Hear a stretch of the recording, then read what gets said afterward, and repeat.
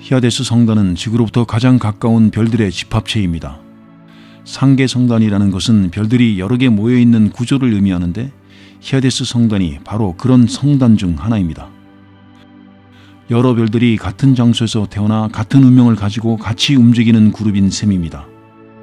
이 성단에는 우리가 많은 정보를 알고 있는 별들이 속해 있어서 연구에 있어 중요한 역할을 하고 있습니다. 히아데스 성단에는 특별히 밝은 5개의 별이 있는데 이 별들은 이미 중심에 있던 수소 연료를 다 사용했기 때문에 이제 거대한 별로 변하고 있습니다. 이 5별들 중에서 4개의 이름은 감마, 델타1, 엡실론, 세타2입니다. 이 별들은 전통적으로 황소자리 별자리에서 황소의 머리 부분으로 생각되어 왔습니다. 그리고 특히 주목할 만한 5번째의 별인 황소자리 세타1, 다른 이름 황소자리 엡실론은 맨눈으로 볼 때 더 밝은 세타2에 가까이 붙어 있는 것처럼 보입니다. 이 별의 또 다른 이름은 아인입니다. 이 별 주변에서는 가스로 이루어진 외계 행성 후보가 발견되었는데 이 행성은 상계 성단에서 발견된 첫 번째 외계 행성입니다. 히아데스 성단의 나이는 약 6억 2,500만 년 된 것으로 알려져 있습니다. 별들이 가장 많이 모여있는 성단 중심부의 반지름은 8.8광년입니다. 그리고 이 성단의 가장자리를 나타내는 조석 반경은 33광년이며 성단 전체의 지름은 대략 65광년입니다. 여기서 조석 반경이란 성단의 별들이 성단 외부에 있는 다른 별들의 중력 영향을 받기 시작하는 지점을 의미합니다. 그런데 특이한 점은 히아데스 성단의 별들 중 3분의 1 정도는 이 조석 반경 바깥, 즉 확장된 헤일로라는 구역에 있습니다. 이 별들은 성단의 중심부로부터 멀리 떨어져서 성단의 중력 영향을 점차 벗어나고 있는 중입니다. 또 한 가지 흥미로운 사실은 히아데스 성단이 과거에는 개자리에 있는 메시에 44, 즉 프레세페 성단과 함께 태어났다는 것입니다. 하지만 오랜 세월이 지나면서 이 두 성단은 서로 멀어져 독립적인 성단이 되었습니다. 히아데스 성단은 큰곰자리 운동 성단과 함께 우리 태양계 근처에서 가장 가까운 2개의 운동 성단 중 하나입니다. 여기서 운동 성단이란 같은 원래의 거대한 가스 구름에서 태어나 함께 우주를 움직이는 별들의 그룹을 의미합니다. 다음은 히아데스 성단의 역사입니다. 히아데스 성단의 기원은 그리스 신화에서 아틀라스의 5딸로 언급됩니다. 이 5딸들은 플레이아데스의 이복자매였습니다. 그런데 이들의 남자 형제 휘아스가 사냥하다가 죽게 되면서 그녀들은 슬퍼하다가 별들로 바뀌어 하늘로 올라갔다고 전해집니다. 선사시대부터 맨눈으로 볼 수 있던 히아데스 성단은 오랜 역사를 가지고 있습니다. 선사시대는 글이나 기록이 없던 시대를 말하는데 그럼에도 불구하고 이 성단은 그 시대부터 인류에게 알려져 있었다는 것 자체가 매우 흥미로운 점입니다. 그리고 유명한 그리스의 시인 호메로스와 로마의 시인 오비디우스와 같은 수많은 고전 작가들도 이 성단을 언급했습니다. 특히 호메로스의 대표작 일리아스에서도 히아데스가 등장하는데 아킬레우스를 위해 방패를 만들어주던 신 헤파이스토스가 그렸던 별자리 중 하나가 바로 히아데스였습니다. 잉글랜드 사람들은 이 성단과 4월의 소나기를 연결시켜 April Rainers라고 부르기도 했고 이는 Green Grow the Rushes O라는 잉글랜드 민요에도 언급되어 있습니다. 조반니 바티스타 오디에르나는 1654년에 히아데스를 천문학적 성표에 최초로 기록한 이탈리아 출신의 천문학자였습니다. 그 이후로 히아데스는 17세기와 18세기의 여러 항성 목록에 등장했지만 프랑스의 천문학자 샤를 메시에는 그의 항성 목록에서 히아데스를 포함시키지 않았습니다. 따라서 히아데스는 메시의 번호를 가지고 있지 않습니다. 1869년에는 프락터라는 영국 출신의 천문학자가 히아데스와 함께 움직이는 다른 별들을 발견하였고 이에 이어 1908년 천문학자 루이스 보스는 거의 25년 동안의 연구를 통해 이러한 현상을 뒷받침하는 결과를 발표했습니다. 20세기에 들어서 루돌프 클라인 바싱크 같은 독일 출신의 천문학자들은 히아데스 성단과 프레세페 성단이 유사한 탄생 지점을 가지고 있다는 사실을 지적했습니다. 이를 통해 히아데스 성단에 대한 연구는 더욱 활발하게 이루어지게 되었고 성단의 구성원 별들의 특성, 성단의 진화 모형, 성단까지의 거리 등 다양한 주제에 대한 연구가 진행되었습니다. 다음은 성단의 해체입니다. 항성들이 성단 내에서 탄생한 뒤 약 5천만 년이 지나면 그 성단은 대부분 해체되게 됩니다. 이러한 과정을 천문학에서는 항성 이탈이라고 부릅니다. 항성 이탈이란 항성들이 성단에서 점점 떨어져 나가는 현상을 의미하며, 이는 성단의 중력적인 구속력이 약해져서 발생하는 현상입니다. 그렇다면 모든 성단이 이처럼 해체되는 것일까요? 아닙니다. 은하의 중심부에서 멀리 떨어진 위치에 있거나 굉장히 큰 질량을 가진 성단들만이 이러한 항성 이탈 현상을 장기간 피할 수 있습니다.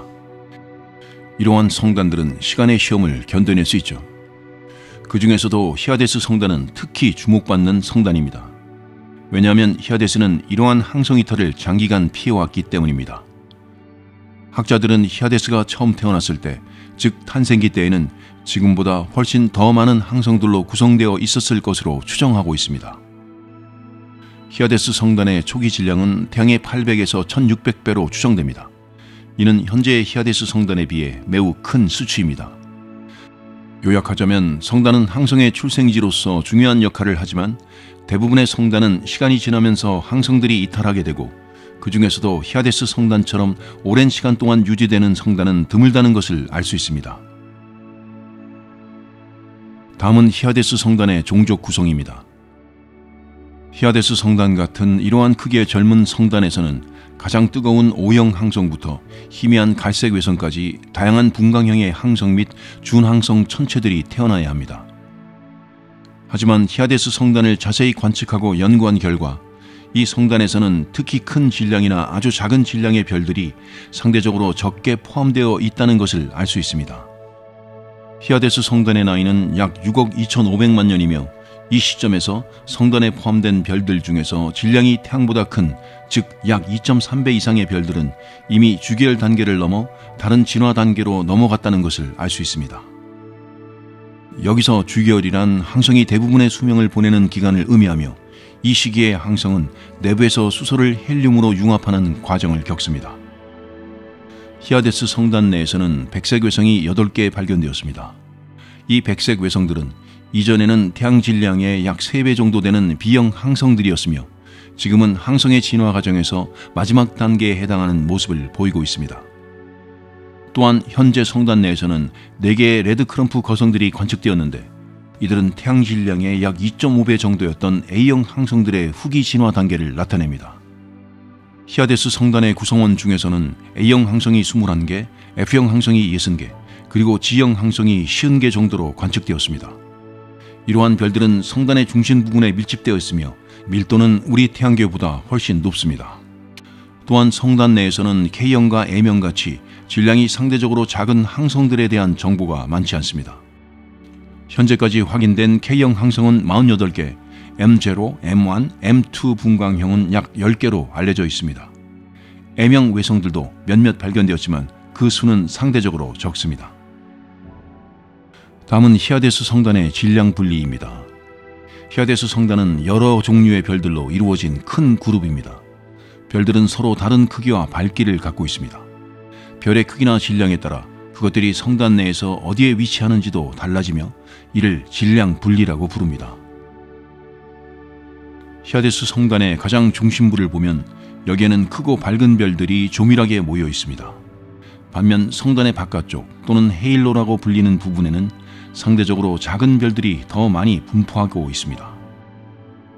중심부의 크기는 우리 태양계에서 가장 밝은 별인 시리우스까지의 거리보다 약간 더 멀고, 이 중심부에는 성단 전체 질량의 절반 정도가 집중되어 있습니다.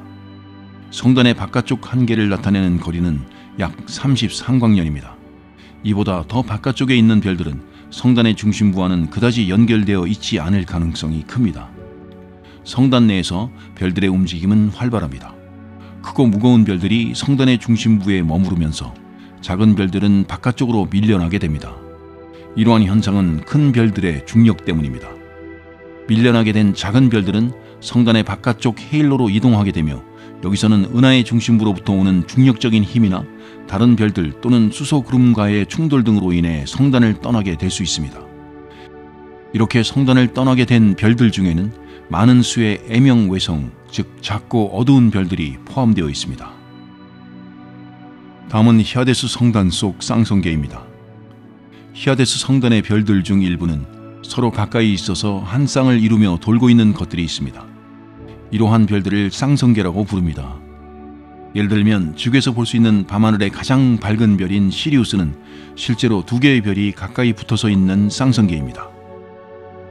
히아데스 성단 내에 있는 쌍성계들은 주로 성단의 중심부에 위치해 있습니다. 이것은 성단 내 별들의 질량 분리라는 현상 때문입니다. 별의 종류, 예를 들어 F형, G형, K형, A형 등에 따라 쌍성계로 이루어져 있을 확률이 다릅니다. 예를 들어 히아데스 성단 내의 K형 별들 중 26%만이 쌍성계를 이루고 있지만 A형 별의 경우에는 무려 87%가 쌍성계입니다. 이렇게 쌍성계의 비율은 별의 종류에 따라 크게 차이가 나게 됩니다. 히아데스 성단 내의 쌍성계들은 대부분 서로 매우 가까이 붙어서 궤도를 공유합니다. 이들 별들 간의 거리는 대체로 50AU 이내입니다. 다음은 히아데스 성단의 미래입니다. 산계 성단이란 군집을 이루며 공간을 움직이는 별들의 그룹인데 히아데스 성단 역시 이러한 산계 성단 중 하나입니다. 대부분의 산계 성단은 오래 지속되지 않는데 연구에 따르면 산계 성단 중 약 90%는 탄생한 지 10억 년 이내에 별들이 흩어져 사라진다고 합니다. 그래서 산계 성단이 태양계의 나이인 46억 년까지 존재하는 것은 굉장히 흔치 않은 일이라고 합니다. 이를 통해 우리는 별들이 모인 성단의 생명 주기가 사실 그리 길지 않다는 것을 알 수 있습니다. 히아데스 성단도 예외는 아닙니다. 앞으로 수억 년이 흐르면 히아데스 성단의 밝은 별들은 주계열이라는 별의 주요 단계를 떠나게 됩니다. 주계열을 떠나게 되면 별의 밝기, 색, 그리고 크기가 크게 변하게 됩니다. 동시에 성단 주변의 어두운 별들은 성단의 헤일로라는 외곽 부분에서 멀어져 나가게 될 것입니다. 이러한 과정을 거치면서 히아데스 성단은 별들의 수가 크게 줄어들게 됩니다. 최종적으로 히아데스 성단은 별 10여 개 정도만 남게 될 것입니다. 그리고 그중 대부분은 쌍성 또는 삼중성인 경우가 많을 것이라 예상됩니다. 이렇게 남아있는 별들 역시 성단의 중력적 힘에 의해 지속적으로 밀려나게 될 것입니다.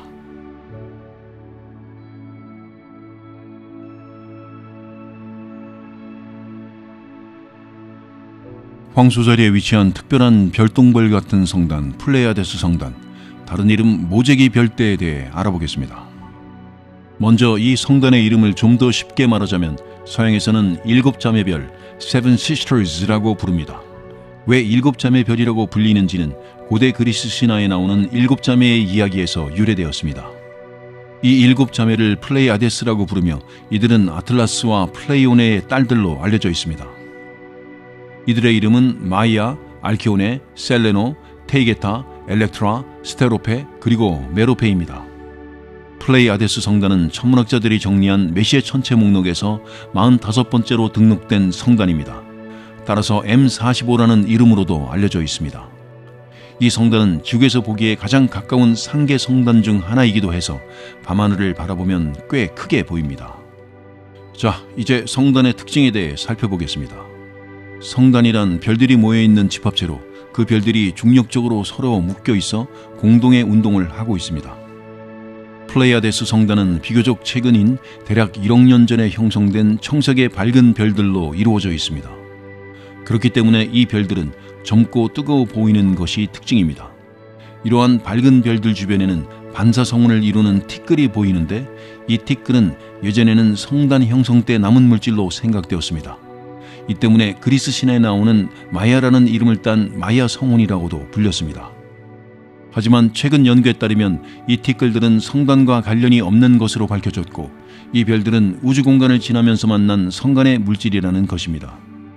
천문학자들이 컴퓨터 시뮬레이션을 통해 연구한 결과 플레이아데스 성단은 오리온 성운과 비슷한 조건에서 형성되었을 것으로 추정됩니다.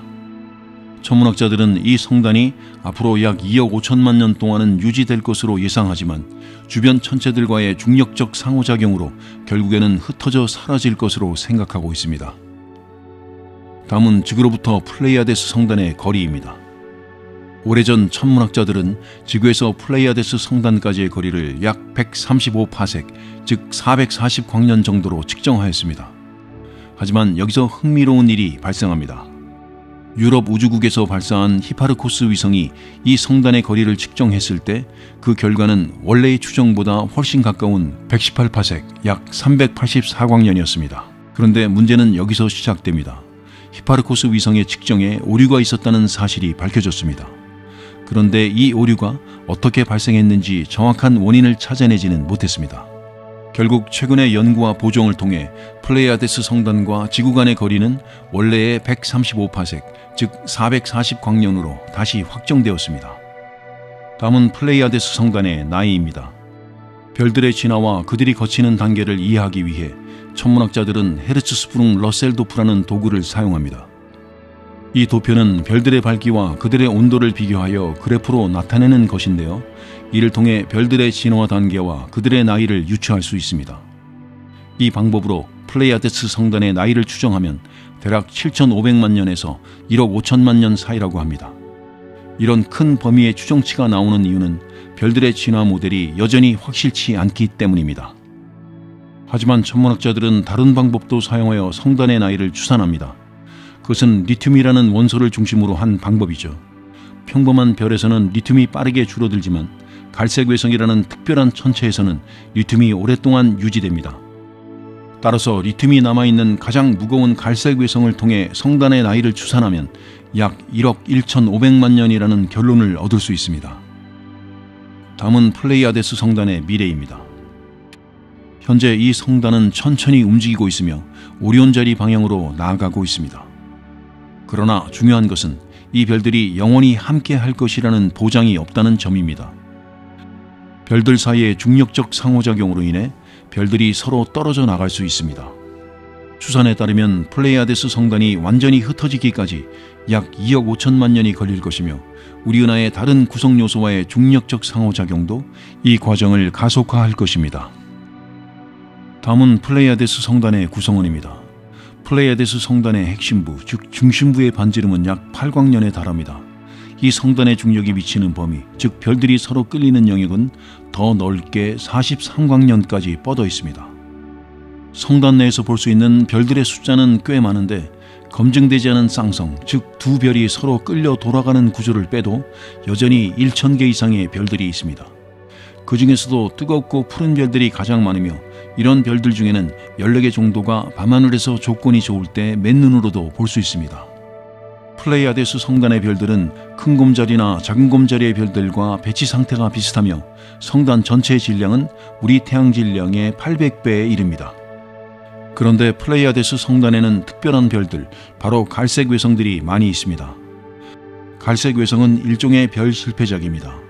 그 이유는 이 별들이 태양 질량의 8% 미만으로 별로서 중요한 핵융합을 시작할 만큼의 질량이 부족하기 때문입니다. 그렇기에 본격적인 별로 성장하지 못하고 갈색 외성이라는 중간 단계에 머무릅니다. 이런 갈색 외성들은 성단의 별들 중 25%를 차지하며 전체 질량에서 차지하는 비중은 2% 미만입니다. 천문학자들은 플레이아데스 성단의 갈색 외성들에 대해 매우 많은 관심을 가지고 있습니다. 그 이유는 젊은 성단의 갈색 외성들은 아직 식지 않아서 많은 열을 내뿜어 관측하기 용이하기 때문입니다. 플레이아데스 성단에서는 특히 9개의 별들이 눈에 띄게 밝게 빛나고 있습니다. 이 별들은 그리스 신화에서 말하는 7자매와 그녀들의 부모의 이름을 가지고 있는데 그 이름들은 아스테로페, 메로페, 엘렉트라, 마이아, 타이게테, 켈라에노, 알키오네, 그리고 부모 아틀라스와 플레이오네입니다.